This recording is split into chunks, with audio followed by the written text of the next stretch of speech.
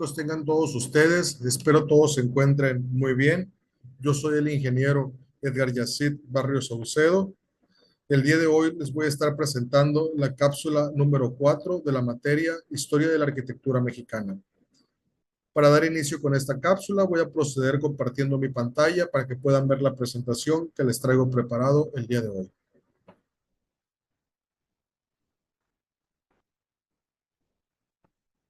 Por ella se está compartiendo mi pantalla, entonces vamos a dar inicio con esta presentación.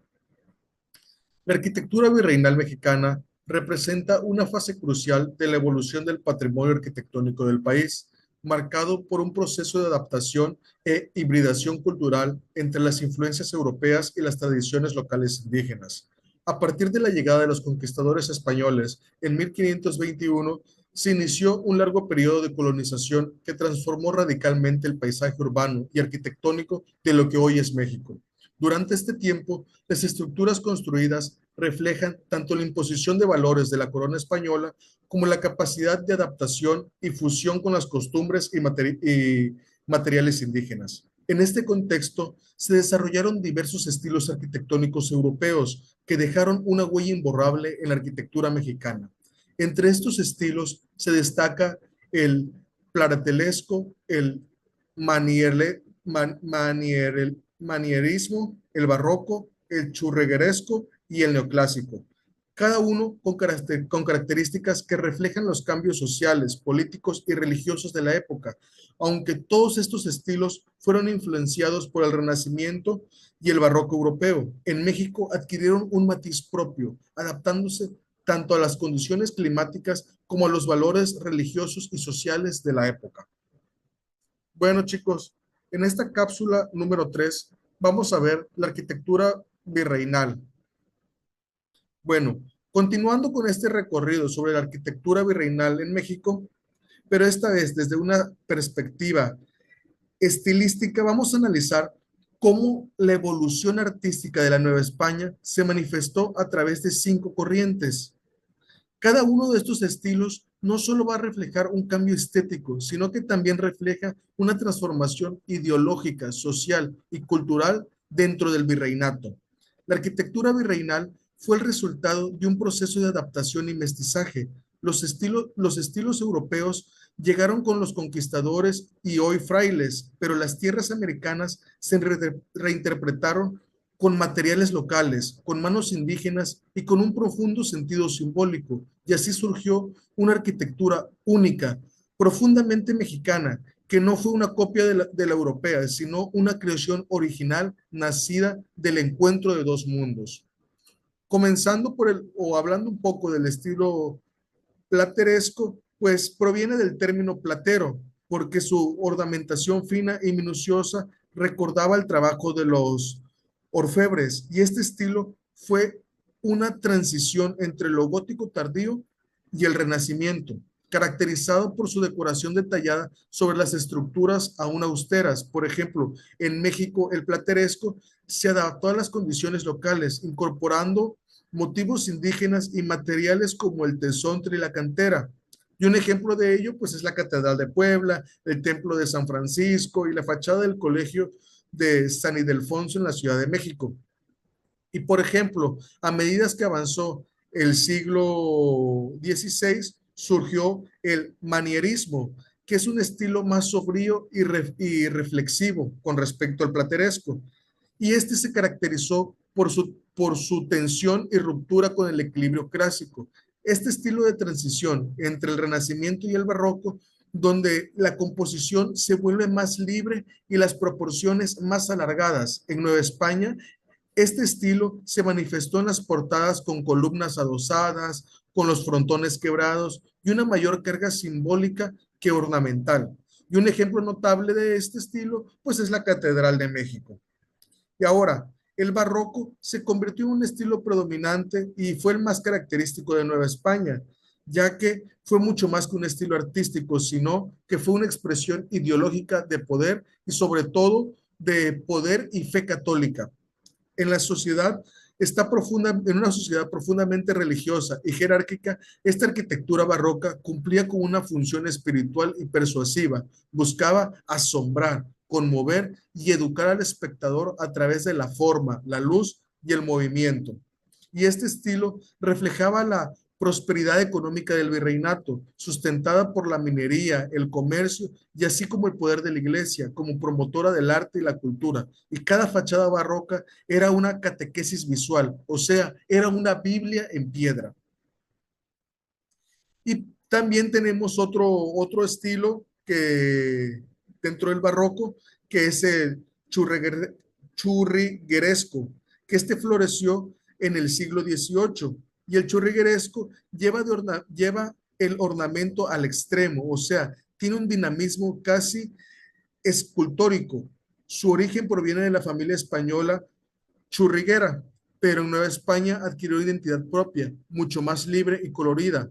Y aquí el decorado se integró al material y al espacio. Las fachadas parecían moverse, las columnas se transformaban en estípites, es decir, las columnas eran invertidas en formas de pirámide y la piedra se convertía en un tapiz de sombras y luces. Y un ejemplo de este estilo está en la iglesia de Santa Priscila en Taxco. También el Sagrario Metropolitano de la Ciudad de México y la Capilla del Rosario en Puebla. Y por otra parte, por todo su esplendor, se encuentra su contraparte un poco sombría a finales del siglo XVIII, principios del siglo XIX, donde en México surgió el neoclasismo como reacción al exceso barroco, inspirado en los ideales de ilustración y racionalismo. El neoclasismo buscó un retorno al orden, a la proporción, a la serenidad de la arquitectura grecolatina. Y este estilo coincidió con el declive del poder eclesiástico, y es así como el ascenso con la conciencia criolla ilustrada, y se veía en la razón de la ciencia y sobre todo en las nuevas guías en este proceso. Y el neoclasismo se caracterizó por sus líneas puras, por sus columnas dóricas o jónicas y los frontones triangulares y de una denominación mínima. Y un ejemplo de estos espacios están en el Palacio de la Minería de Manuel Tolsa, la Catedral de Guadalajara y la estructura ecuestre de Carlos IV, también conocida como el Caballito. Y en este periodo, esta arquitectura dejó de ser un medio de evangelización para convertirse en una expresión de civismo y de modernidad. El neoclasismo cerró el ciclo virreinal y abrió el camino hacia la arquitectura del México independiente. Bueno, ya vimos que la arquitectura virreinal comprendió del siglo XVI hasta principios del siglo XIX, cuando la influencia española predominó en la construcción de iglesias y edificios. Los edificios coloniales mexicanos fusionaron este estilo europeo con las tradiciones indígenas y especialmente en el uso de materiales y las técnicas de construcción.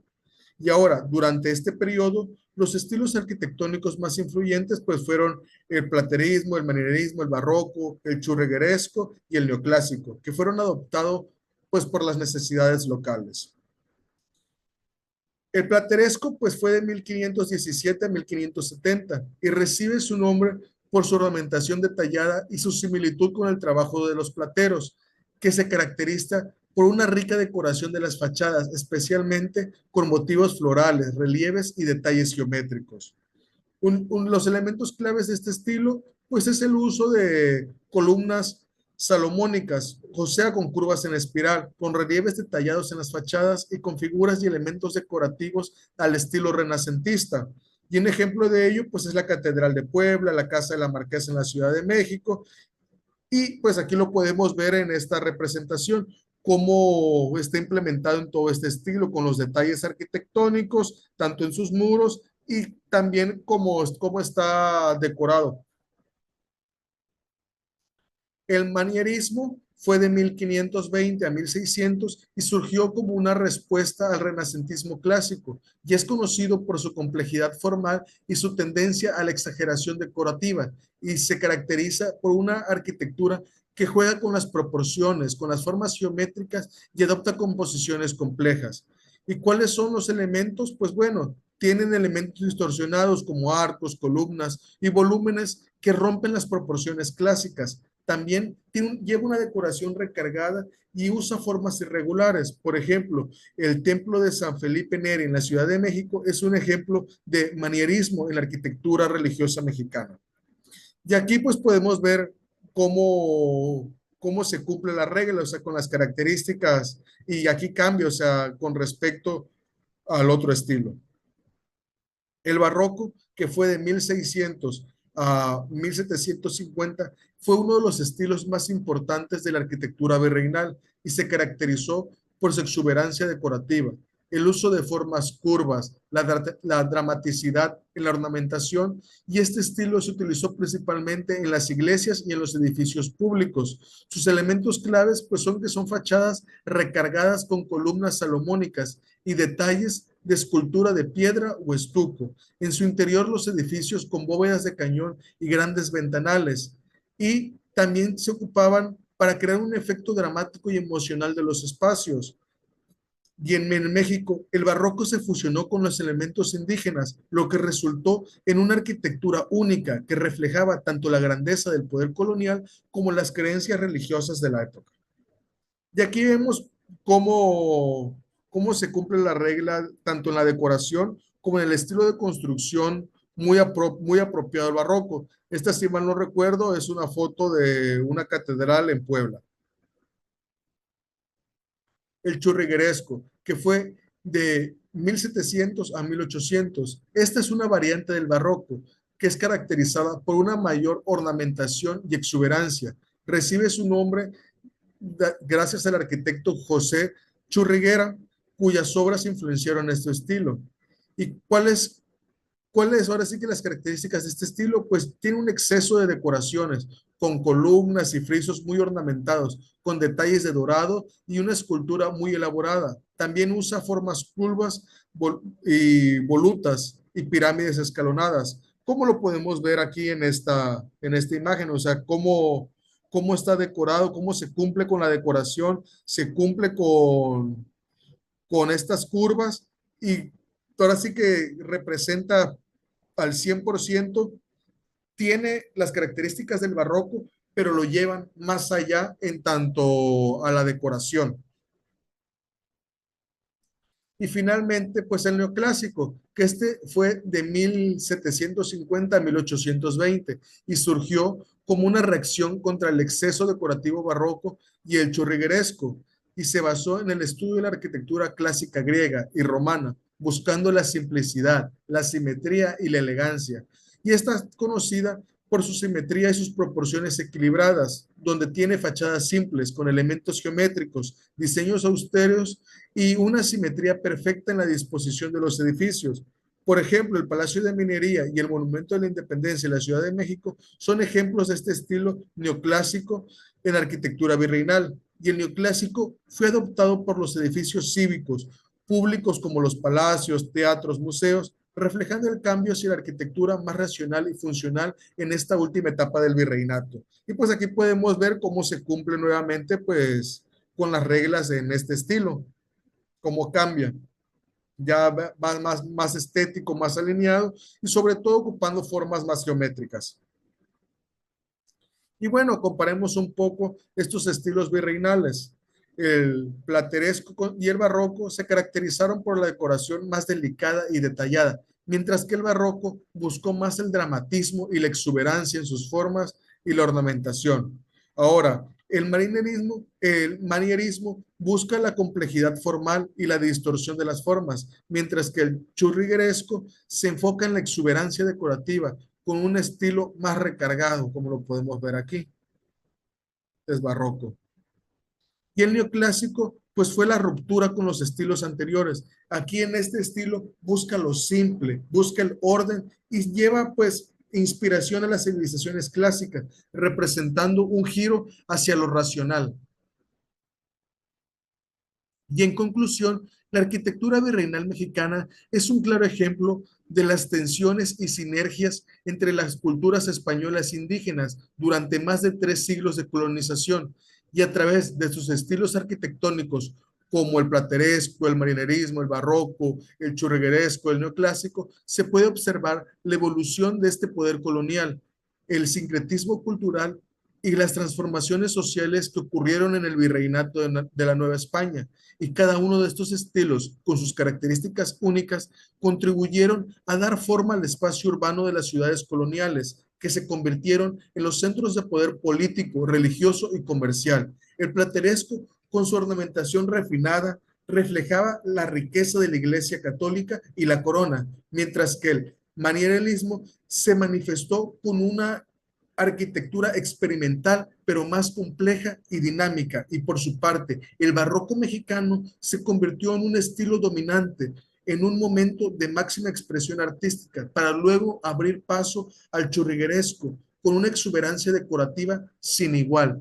Y es ahí donde recae la importancia, pues, de estudiar cada uno de estos estilos, ya que cada templo, cada palacio, cada convento del virreinato no solo está representando un estilo, sino una forma de entender el mundo. La ornamentación, la simetría y la geometría fueron lenguajes distintos de una misma intención, de construir identidad a través del arte. Y la arquitectura virreinal mexicana nos enseña que la historia no solamente se escribe con palabras, sino que también con piedra, con luz y con forma. Y en ellas están grabadas las aspiraciones, las creencias, las contradicciones de toda una era de civilizaciones, y a través del arte de construir buscó dejar huella en la eternidad, porque cada fachada barroca, cada arco plateresco y cada cúpula neoclásica siguen hablando hoy del alma mestiza de México, un alma que nació entre la fe y la razón, entre Europa y América, pero que terminó creando su propio lenguaje universal, la arquitectura. Muchas gracias. Bueno, chicos, espero que haya sido de su agrado esta cápsula. Les recuerdo mi nombre, soy el ingeniero Edgar Yacid Barrios Saucedo. Nos vemos en la siguiente cápsula. Hasta luego.